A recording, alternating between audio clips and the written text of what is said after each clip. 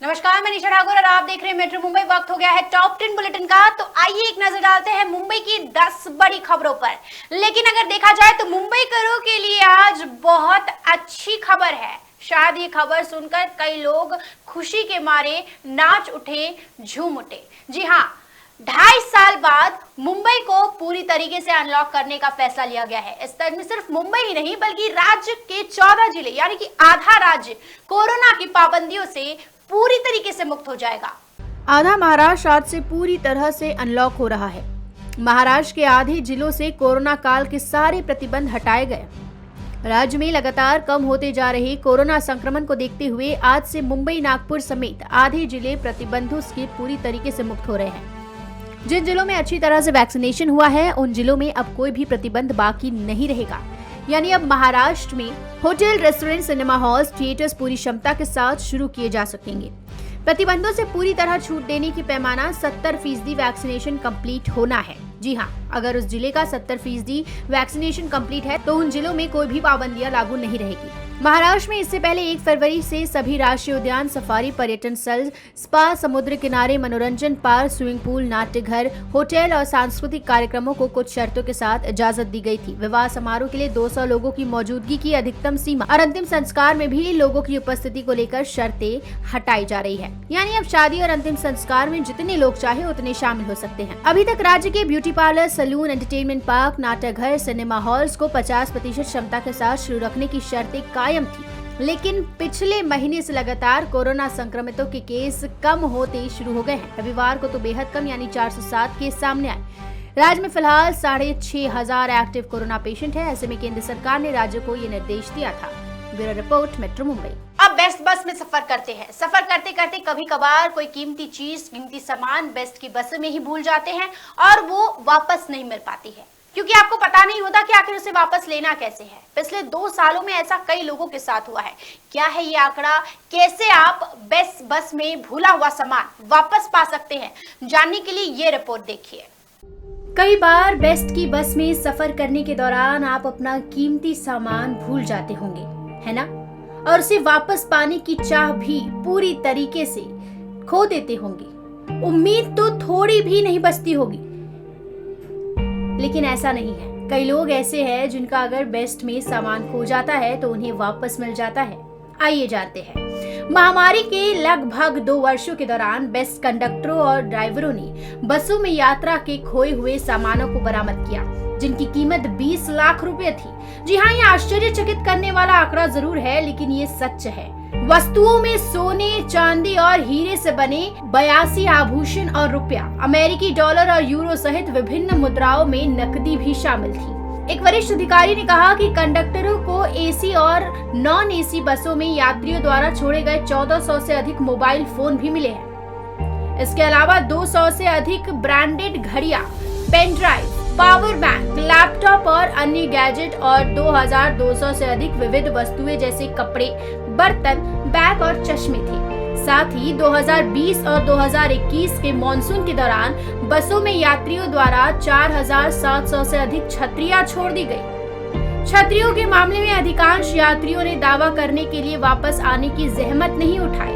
एक अधिकारी ने कहा, महामारी के वर्ष के दौरान केवल 151 खोई हुई छतरियों का दावा किया गया, जबकि महामारी की शुरुआत में बहुत सी बसें नहीं चलती थी और एक दिन में केवल 1 लाख आवश्यक श्रमिकों को ही ले जाती थी। संख्या धीरे धीरे बढ़ती गई और पीक आवर्स के दौरान बस से पैक होकर चलने लगी। आज तक दैनिक सवारियों की संख्या 29 लाख तक है। सूत्रों ने कहा कि बेस्ट डेपो में लापता वस्तुओं के लिए भंडारण की जगह है, लेकिन ये खराब होने वाले सामान को लंबे समय तक नहीं रख सकता है। टिकाऊ कीमती सामान और वस्तुओं के लिए इन्हें वडाला में लॉस्ट एंड फाउंड विभाग में स्थानांतरित करने से पहले कुछ दिनों के लिए बस स्टेशन या डेपो में रखा जाता है। 30 दिनों तक अपना खोया हुआ सामान वापस मिलने की संभावना है। यदि नहीं तो इन्हें ओशिवारा के डिपो में नीलाम कर दिया जाता है। बेस्ट के जीएम लोकेश चंद्र ने कहा, हमारे कंडक्टरों को मोबाइल नंबर या बस में निजी सामान, वॉलेट, मोबाइल आदि छोड़ने वाले कंप्यूटर के किसी भी पते जैसे सुरागों के लिए पहले देखने के लिए संवेदनशील बनाया गया है। तो चलिए, आपने जाना कि अगर आप आज के बाद बेस्ट में अपना कोई भी सामान भूलते हैं तो उसे किस तरीके से वापस पाना है। Bureau report, metro Mumbai. कई लोग होते हैं जो कि हीरोगिरी बताने के लिए बाइक में साइलेंसर लगाते हैं और उस साइलेंसर के कारण इतनी आवाज होती है कि आसपास के लोगों के कान से जैसे कि धुएं निकलने लग जाते हैं। अब उन पर सख्त कार्रवाई होगी।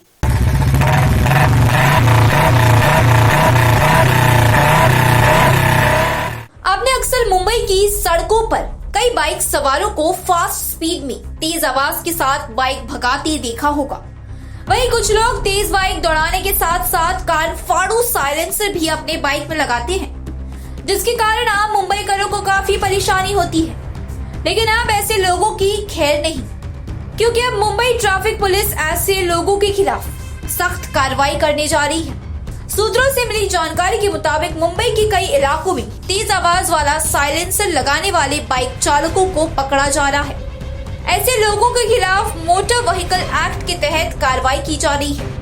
वहीं पकड़े जाने पर इन लोगों की बाइक से साइलेंसर भी निकाल लिया जा रहा है। इन साइलेंसरों को निकालकर पुलिस द्वारा नष्ट कर दिया जाता है। ये कान फाड़ू साइलेंसर सिर्फ ध्वनि प्रदूषण नहीं फैलाते, बल्कि ये सेहत के लिए भी खतरनाक है। इस तरह के साइलेंसरों से निकलने वाली आवाज के कारण बुजुर्ग, बच्चे और बीमार लोगों के हेल्थ पर बुरा असर पड़ता है। मेट्रो मुंबई के लिए राजेश सोनी की रिपोर्ट। बारिश थोड़ी सी होती नहीं है कि मुंबई डूब जाती है।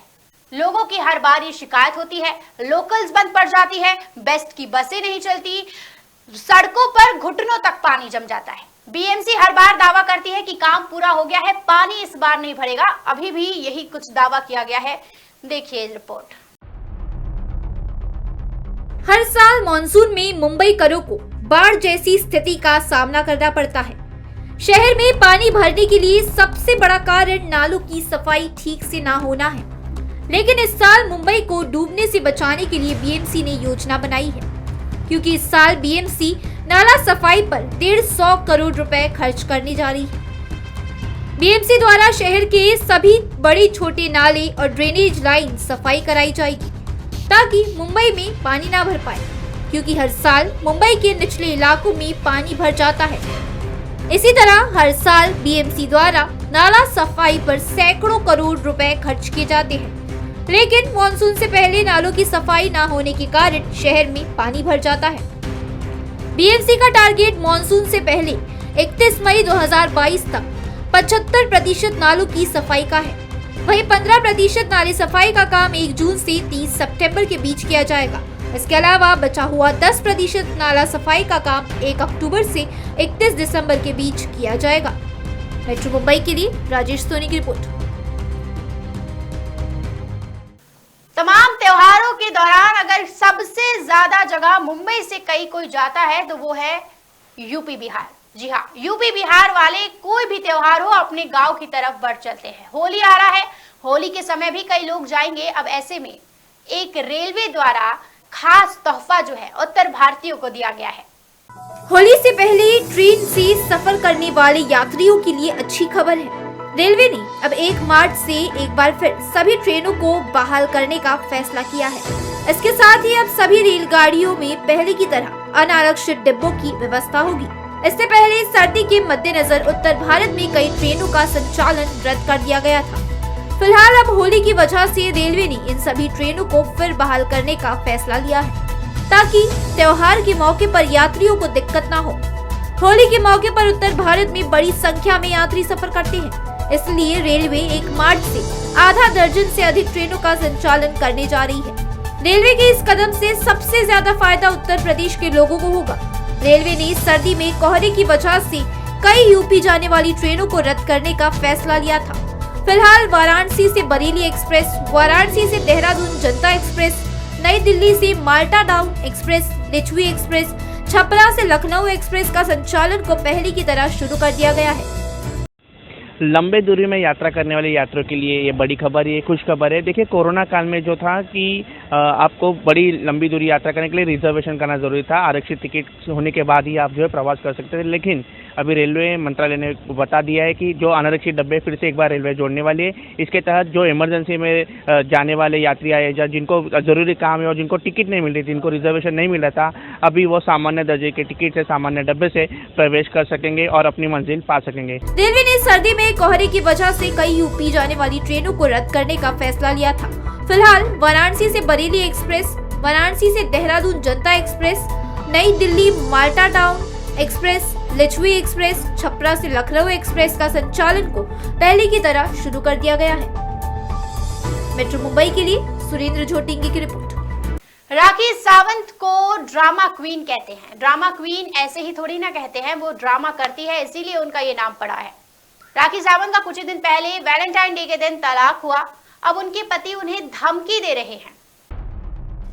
राखी सावंत और उनके एक्स हस्बैंड रितेश सिंह के रास्ते अब अलग हो चुके हैं, लेकिन राखी अक्सर रितेश को लेकर कुछ न कुछ बयानबाजी करती रहती है। अब रितेश ने सोशल मीडिया पर उनकी फोटो शेयर करते हुए उन्हें सरेआम धमकी दी है। वहीं राखी भी चुप नहीं बैठी, उन्होंने भी अपने एक्स हस्बैंड को करारा जवाब दिया। एंटरटेनमेंट क्वीन कही जाने वाली पॉपुलर राखी सावंत अक्सर सुर्खियों में रहती है। इन दिनों वो एक्स हस्बैंड रितेश सिंह को लेकर चर्चाओं में है। उन्होंने हाल ही में बताया था कि रितेश को कंगना रनौत का रियलिटी शो लॉकअप से ऑफर आया है। हालांकि रितेश ने बाद में कहा था कि इसके बारे में कोई कंफर्मेशन नहीं है। अब एक बार फिर दोनों में बहस छिड़ गई है, लेकिन उनकी ये लड़ाई सोशल मीडिया पर हुई। रितेश ने राखी को सरेआम धमकी दी है, सामने बताना वरना दोबारा किसी शो में नहीं जा पाओगी। राखी सावंत हाल ही में जिम के बाहर स्पॉट हुई और उनसे फिर से एक्स हस्बैंड व लॉकअप शो के बारे में पूछा गया तो उन्होंने कहा कि रितेश को शो का हिस्सा बनने के लिए बहुत सारे पैसे ऑफर हुए थे, लेकिन उसने इसे ठुकराने का फैसला किया। राखी ने कहा कि वो कहता है कि मैं अपना बिजनेस छोड़कर नहीं जाऊंगा। एक बार मैं पछताया हूँ बिग बॉस में जाकर,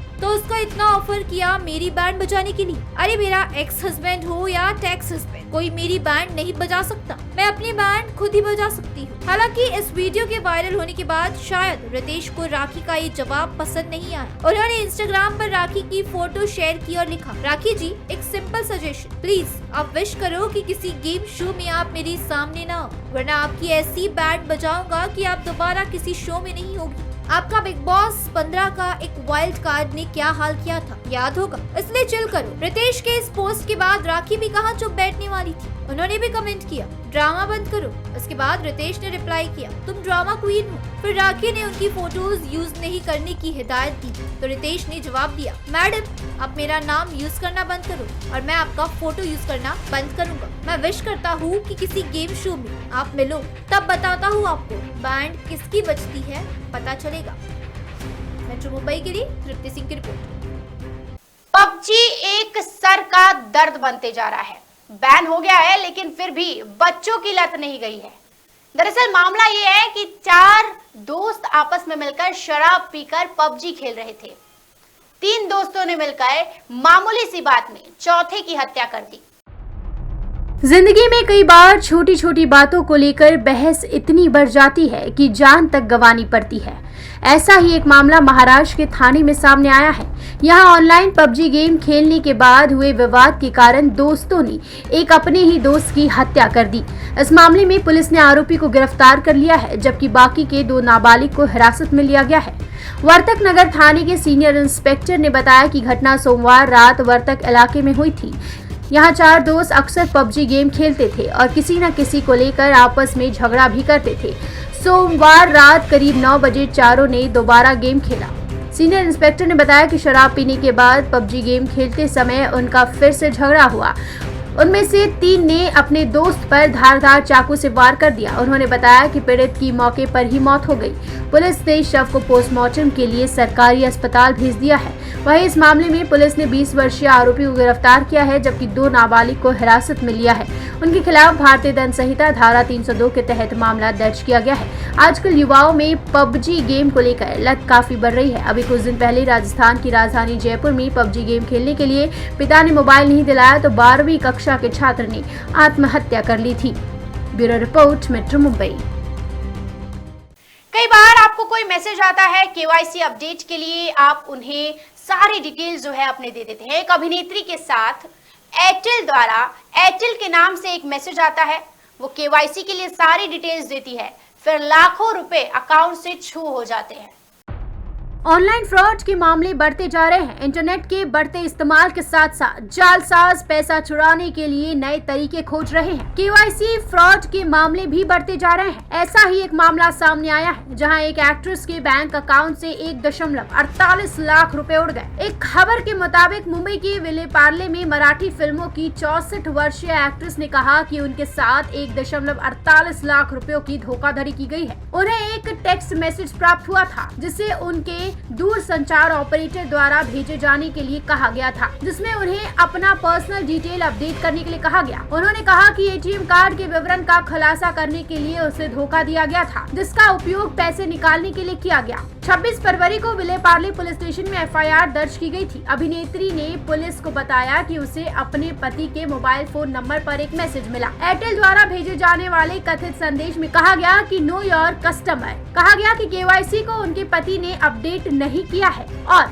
उन्हें भेजे गए मोबाइल नंबर पर प्रक्रिया पूरी की जानी चाहिए, अन्यथा नंबर ब्लॉक कर दिया जाए। महिला ने नंबर पर कॉल किया और जालसाज ने एयरटेल के एक कार्यकारी का रूप धारण कर उससे क्विक सपोर्ट एप्लीकेशन डाउनलोड और इंस्टॉल करने के लिए कहा। एप्लीकेशन किसी तीसरे पक्ष को लोगों की मोबाइल गतिविधियों तक पहुंचाने की अनुमति देता है। अभिनेत्री ने शख्स पर विश्वास कर लिया और उसके निर्देशों का पालन किया। फिर उसने उससे केवाईसी शुल्क के रूप में एक विशेष खाते पर 10 रुपए का भुगतान करने के लिए कहा। महिला ने अपना बैंकिंग डिटेल दर्ज किया, जिसे जालसाज आवेदन के कारण देख पा रहा था। थोड़ी देर बाद महिला को शक हुआ और वो एयरटेल की एक दुकान पर गई, जहां उसे बताया गया कि वे ग्राहकों को कभी कोई फोन नहीं करते। इसके बाद महिला अपने बैंक गई और पाया कि जालसाज ने 1.48 लाख रुपए निकालने के लिए उसके क्रेडिट कार्ड के विवरण का इस्तेमाल किया।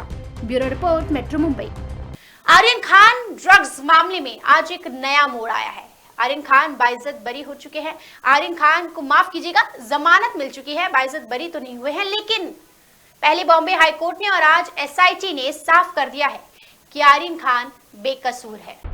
बॉलीवुड के बादशाह शाहरुख खान के बेटे आर्यन खान को ड्रग मामले में बड़ी राहत मिली है, क्योंकि एनसीबी की विशेष जांच टीम को इस बात को लेकर कोई सबूत नहीं मिला है कि अभिनेता शाहरुख खान का बेटा आर्यन खान बड़े पैमाने पर ड्रग कार्टेल या किसी अंतर्राष्ट्रीय ड्रग तस्करी रैकेट का हिस्सा था। एनसीबी के मुंबई डिवीजन द्वारा लगाए गए आरोपों के खिलाफ एसआईटी ने कुछ महत्वपूर्ण निष्कर्ष निकाले हैं। आर्यन खान के पास कोई ड्रग्स नहीं था, इसलिए उसका फोन लेने और उसकी चैट चेक करने की कोई जरूरत नहीं थी। चैट से ये नहीं लगता कि आर्यन किसी अंतर्राष्ट्रीय ड्रग्स रैकेट का हिस्सा था। वहीं एनसीबी की एसआईटी ने निष्कर्ष निकाला कि एनसीबी मैनुअल में अनिवार्य होने के बावजूद छापे का वीडियो रिकॉर्ड नहीं किया गया था और अपराध में गिरफ्तार कई आरोपियों से जब्त किए गए ड्रग्स को सिंगल रिकवरी के रूप में दिखाया गया। एसआईटी की जांच अब तक पूरी नहीं हुई। वहीं एसएन प्रधान को अपनी अंतरिम रिपोर्ट सौंपने में कुछ और महीने लग सकते हैं। इस अंतिम रिपोर्ट को प्रस्तुत करने से पहले कानूनी मत लिया जाएगा। अधिकारियों ने कहा कि विशेष रूप से इस मुद्दे पर कानूनी राय ली जाएगी कि क्या आर्यन खान को ड्रग्स के उपयोग के लिए दंडित किया जा सकता है, भले ही उसके पास कोई ड्रग्स मिला ही हो। हालांकि एसआईटी की जांच ने छापेमारी और एनसीबी के पूर्व संभागीय निर्देशक समीर वानखेड़े द्वारा की गई कार्रवाई पर भी सवाल खड़े कर दिए। एसआईटी कई बार वानखेड़े से भी पूछताछ कर चुकी है। एसआईटी जांच में कहा गया कि आर्यन खान ने अपने दोस्त अरबाज मर्चेंट को क्रूज पर ड्रग्स लाने के लिए नहीं कहा। मेट्रो मुंबई के लिए राजेश सोनी की रिपोर्ट। मुंबई की हवा, कहते हैं मुंबई की हवा बड़ी अच्छी है, दिल्ली की हवा में तो पॉल्यूशन ही पॉल्यूशन है। लेकिन ये बात अब गलत है, क्योंकि मुंबई की हवा और भी ज्यादा जहरीली हो गई है। मुंबई दिल्ली जैसे महानगरों में वायु प्रदूषण की समस्या जानलेवा रूप अख्तियार करते जा रही है। वहीं हर शहर में वायु प्रदूषण के लिए अलग अलग कारण होते हैं। मुंबई में बढ़ते वायु प्रदूषण के लिए वाहनों से निकलने वाले धुएं और कंस्ट्रक्शन वर्क के साथ साथ राज्य के चंद्रपुर जिले में स्थित थर्मल पावर प्लांट भी जिम्मेदार है। दरअसल चंद्रपुर थर्मल पावर प्लांट के कारण सिर्फ नागपुर एवं विदर्भ के शहरों में नहीं, बल्कि प्रदेश की राजधानी मुंबई में भी वायु प्रदूषण बढ़ रहा है। इस प्रदूषण के कारण मुंबईकर दमे की बीमारी के चपेट में आ रहे हैं। वहीं इस प्रदूषण के कारण मुंबईकरों को जान तक गंवानी पड़ रही है। ये खुलासा the centre of research on energy and clean air के रिसर्च में हुआ। इस संस्थान ने health impact of coal based Chandrapur power plant पर रिसर्च किया था। रिसर्च में सामने आया कि चंद्रपुर थर्मल पावर प्लांट से होने वाले प्रदूषण का दुष्परिणाम मुंबईकरों की सेहत पर पड़ रहा है। वहीं चंद्रपुर थर्मल पावर प्लांट पर किए गए रिसर्च से हैरान करने वाले आंकड़े सामने आए हैं। चंद्रपुर थर्मल पावर प्लांट के कारण होने वाले वायु प्रदूषण के कारण साल 2020 में चंद्रपुर में 85, नागपुर में 62, यवतमाल में 35, मुंबई में 30 और पुणे नांदेड़ में 29 लोगों की जान चली गई। वहीं चंद्रपुर थर्मल पावर प्लांट के कारण होने वाले वायु प्रदूषण के कारण लोग दमे का भी शिकार हो रहे हैं। साल 2020 में मुंबई में सैकड़ों लोग दमे की बीमारी से ग्रसित हो गए। मेट्रो मुंबई के लिए राजेश सोनी की रिपोर्ट। तो ये थी मुंबई की 10 बड़ी खबरें और आप देख रहे थे टॉप 10 बुलेटिन। दिन भर की हलचल पर हमने आज नजर डाली कि मुंबई में आखिर आज 10 बड़ी खबरें क्या थी। रोज रात 10 बजे मेरे साथ देखिए मुंबई की टॉप 10 बुलेटिन सिर्फ मेट्रो मुंबई पर। और हाँ, अगर आपने अभी तक प्ले स्टोर से और ऐप स्टोर से हमारे ऐप मेट्रो भारत को डाउनलोड नहीं किया है तो फटाफट डाउनलोड कर लीजिए और फेसबुक पेज को फॉलो और यूट्यूब पेज को सब्सक्राइब करना मत भूलिएगा, ताकि मुंबई की हर खबर सबसे पहले आप तक पहुंचे।